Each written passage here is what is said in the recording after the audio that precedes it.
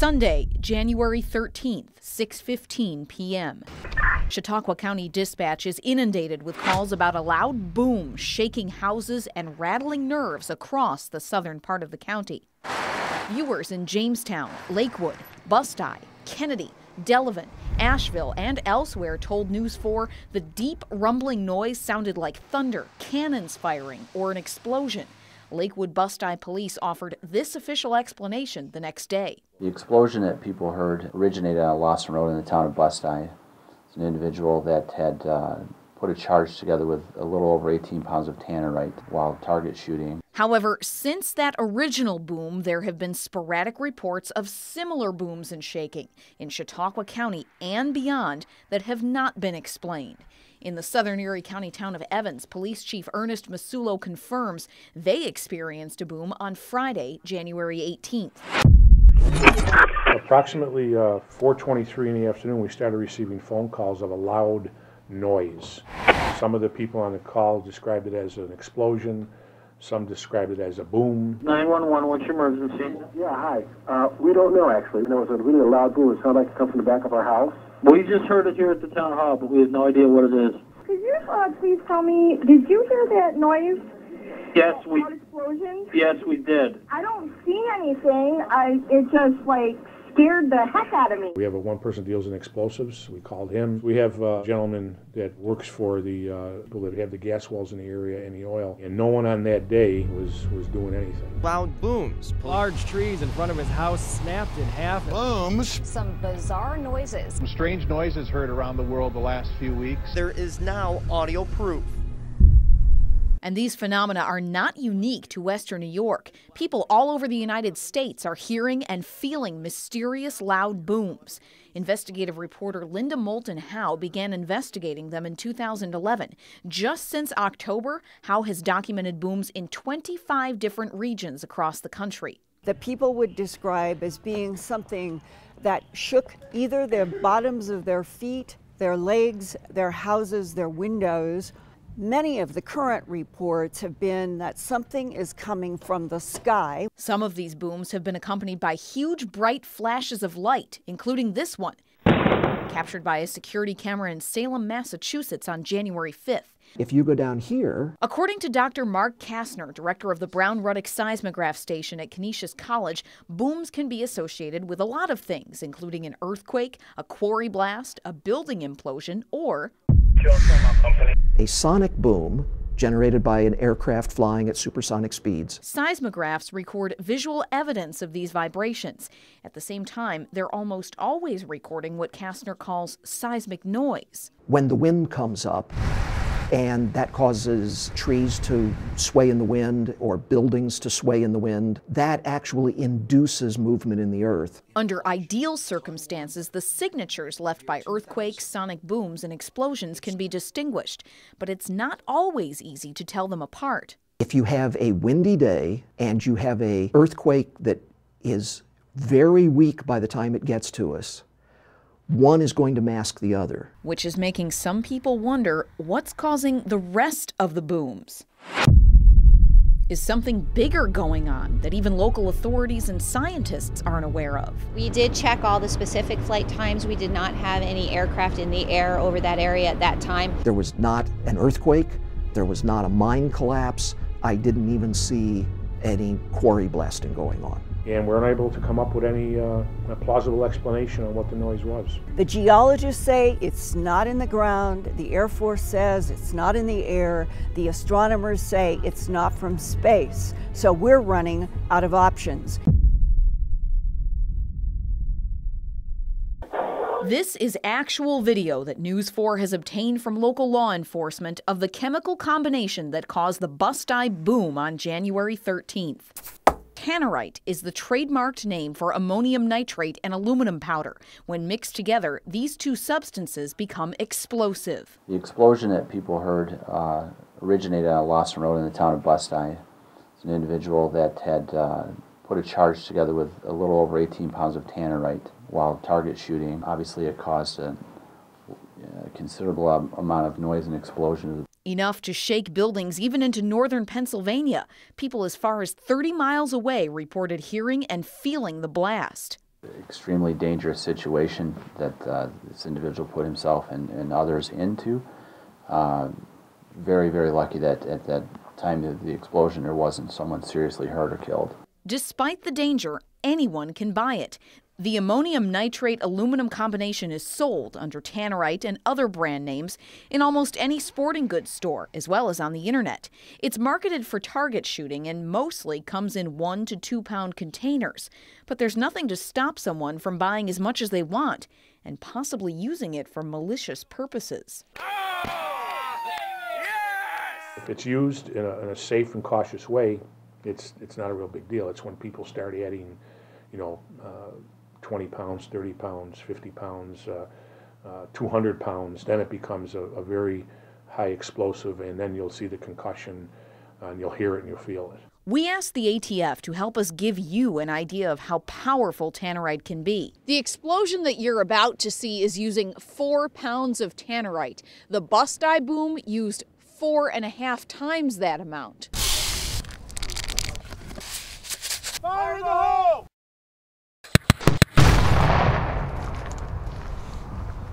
We can't replicate Bust-Eye's 18.5 pounds of Tannerite for safety reasons, but it would look closer to this. A detonation of 1.25 pounds of C4, a standard military-grade explosive. It certainly will cause a crater in the Earth's surface. It will destroy a tree if it's taped to the tree, as it was in this situation. It'll cause an extreme amount of noise, an explosion. It'll cause a fireball. Tannerite falls under the same laws as other explosives that are exempt for sporting use. So it's illegal to detonate with a charge, but it's perfectly legal to shoot with a rifle. It is not currently regulated, says ATF Public Information Officer Charles Mulham, but that is not to say it won't be in the future.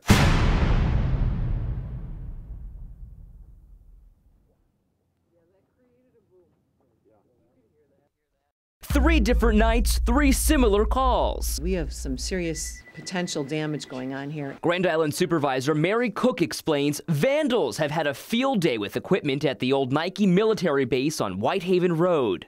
Vehicle windows are being broken, graffiti is being placed on vehicles. Even the outside of the senior center has been tagged with vulgarities and anarchist symbols. Adding insult to injury, the vandals used the town's paint to pull off their graphic artwork. It's covered up now.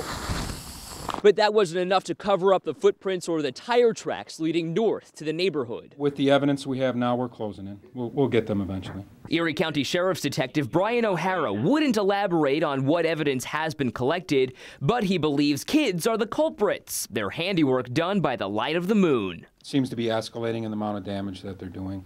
Had a couple of attempted fires. Arson started in there. It's getting out of control. So much so, crews have spent countless hours cleaning up, Cook included. I mean, you just stand there with a wipe and you keep working and getting it off until it's clean, and then you throw the wipes out and start on the next one. The cleanup and the investigation has cost taxpayers thousands of dollars, Cook says, leading to this directive from the detective. If they're involved in here, now's the time to come in, because once our investigation's ended and we bring them in ourselves, it's going to be a lot worse for them. Wind, waves, and whiteouts. I was out here earlier, and this is my second trip. How much snow would you say has fallen just here this afternoon, this evening? 8 to 10 inches.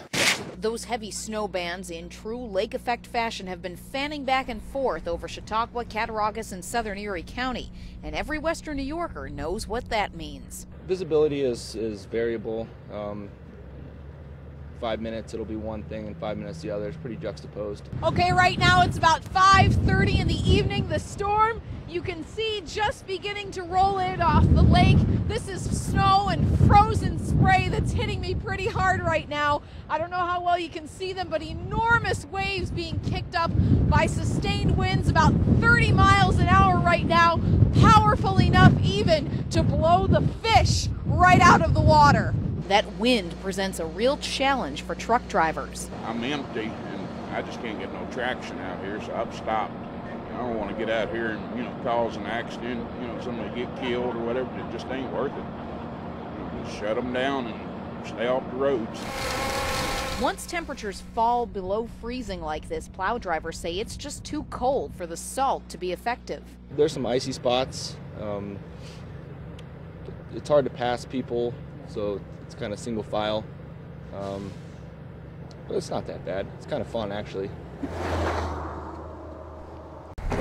The plow drivers are really earning their money in the North Towns, doing the same lots over and over.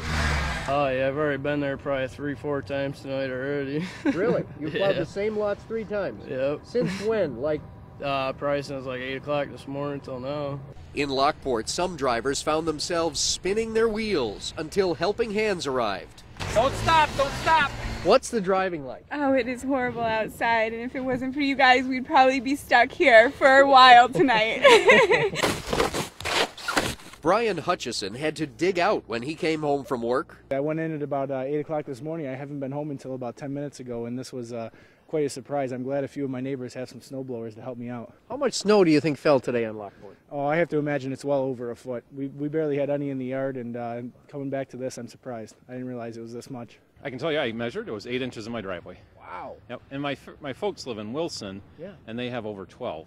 It wasn't quite as deep in Clarence or Amherst, but it kept falling through the evening commute, sending this car right off the Main Street ramp to the 290. So while the rest of us sleep, the plow drivers will be pulling an all-nighter. When are you going to get to sleep? Well, I'm going to finish up here, go home for a little while, and then probably come back out around midnight, so... It's mating season for white-tailed deer and the peak season for deer vehicle accidents. Well, they do seem to be on the rise.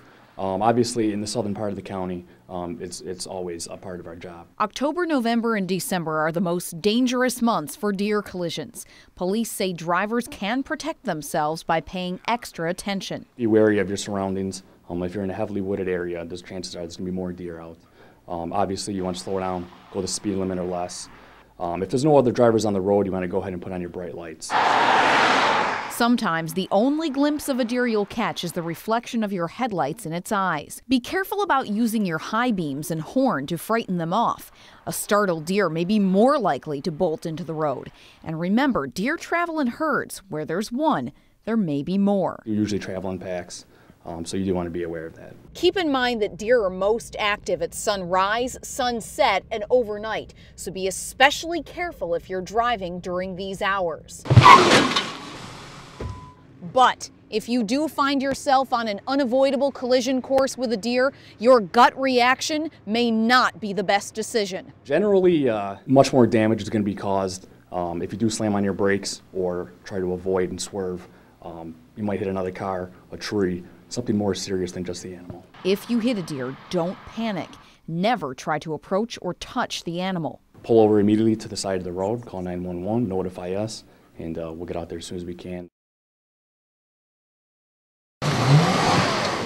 As boaters return to Lake Erie and the Niagara River, so too does the Erie County Sheriff's Marine Patrol. Our biggest things we stress is to be cautious, courteous, and have common sense out here. These deputies patrol 90 miles of coastline, doing everything from performing routine safety inspections to rescuing vessels in distress. This weekend, their main focus is making sure mariners have all the proper and legally required safety equipment. Everybody that operates a personal watercraft in New York State is required to have a New York State safety certificate. 99% of the vessels they inspect and everyone we came across during our ride along are in compliance. Before we go out, make sure that the machine's running right, everything's all set with the machine, make sure we have all our safety equipment on here. All the kids like to wear their life jackets, and we follow all the rules of the water. Life jackets, marine radio, and just being aware of the other boats. For a holiday weekend, Meredith tells us traffic is light. He typically sees this volume of boats on a weeknight. The price of boat fuel may be keeping some in dock, but not these folks. In this part of the country, summers are short, so I think it's worth the investment, and we try not to let that get in the way of fun.